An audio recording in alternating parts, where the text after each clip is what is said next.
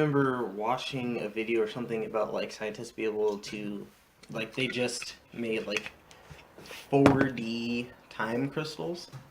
Yeah, no. Do you know what a time crystal is? Let me explain. I know everything about time crystals. Dude, go for it. Okay. I want to understand more about Basically, the time idea crystals is and quantum computers, like all of that. I want to know there's so much more. somehow there's a way, like scientists, they don't know how to track information. That's the big issue with the scientists is information and how to get information. So, how do we know when the universe began? Do we have a clock that measured that was on during that time? Do we have anything that we can record, like the motions of? That's just a scientific hypothesis.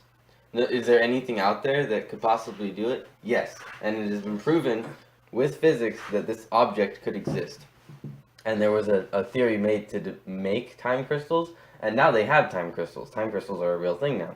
Anyways, the theory is that, like, using, not to get into some crazy details, but basically they look at crystals and they say, okay, so crystals are they're atomic structures built. They defy the laws of physics, really, because they don't expand out like everything else does. They don't follow basic laws of, like, what's it called, diffusion or osmosis. Like most things, they kind of spread away from each other, and that just tends to be the way the universe works. As things go away from each other. But diamonds Crystals, just compound on. They go in a really weird direction, and they just stay in very straight structures. And if you let them grow and grow and grow, that growth could be a measurement of time. But anyways, a time crystal is a hypothetical object that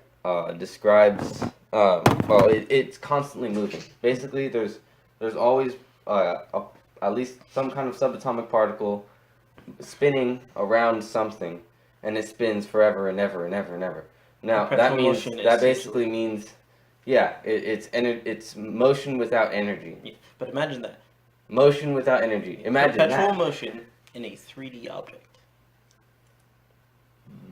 That also technically it has to be 4D as well. It's constantly moving, and these crystals, and they can track the time of the universe by counting the revolutions. Just because, honestly, the way we would perceive it, it would be that there would be two dimensions working together.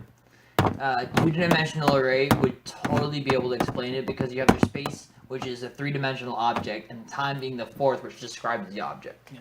Dude, I could literally bring up a fucking D-News YouTube video just to explain how, like, scientists made that shit. I could literally fucking bring it up on YouTube. No, I don't think it's a 2D. Well, that's the best way to describe it. Well, I mean, you have to listen to them and make your own opinion, of course.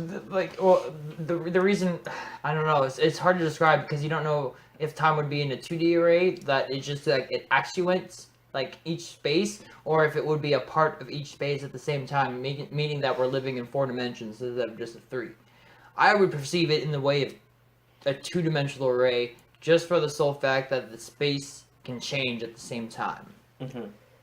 So we may be living like in the 4th dimension right now. It's just we just can't experience it as the 4th dimension just because of our brain capacity. Honestly, the only reason it would be our brain capacity, just because we have the consciousness to be able to understand, like, life through many lives. I definitely agree with time as being a 4th dimension. But